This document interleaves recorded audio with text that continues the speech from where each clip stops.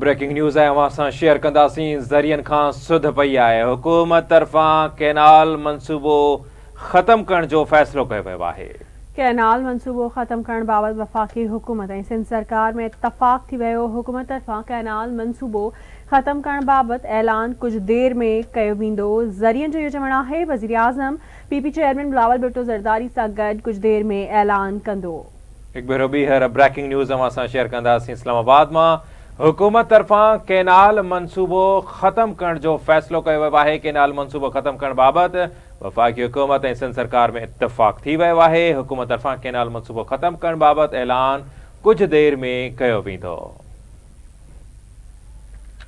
वज़ीर आज़म PP chairman Bilawal Bhutto Zardari सां गॾु कुझु देर में ऐलान कंदो। ज़रियनि जो इहो चवणु आहे अवां सां ख़बर शेयर कयूं पिया। इस्लामाबाद मां हुकूमत तरफ़ां कैनाल मंसूबो ख़त्म करण जो फ़ैसिलो। कैनाल मंसूबो ख़त्म करण बाबति वफ़ाक़ी हुकूमत ऐं सिंध सरकार में इत्तफ़ाक़ थी वियो। हुकूमत तरफ़ां कैनाल मंसूबो ख़त्म करण बाबति ऐलान कुझु देर में कयो वेंदो। वज़ीर आज़म पीपी चेयरमैन बिलावल भुट्टो ज़रदारी सां गॾिजी कुझु देर में ऐलान पिणु कंदो। ज़रियनि खां इहा सुध पई आहे। अवां खे आगाह कंदासीं। इस्लामाबाद मां ब्रेकिंग न्यूज़ आहे। हुकूमत तरफ़ां कैनाल मंसूबो ख़त्म करण जो फ़ैसिलो कयो वियो आहे। ज़रियनि खां मालूम थियो आहे कैनाल मंसूबो ख़त्म करण बाबति वफ़ाक़ी हुकूमत ऐं सिंध सरकार में इत्तफ़ाक़ थी वियो आहे।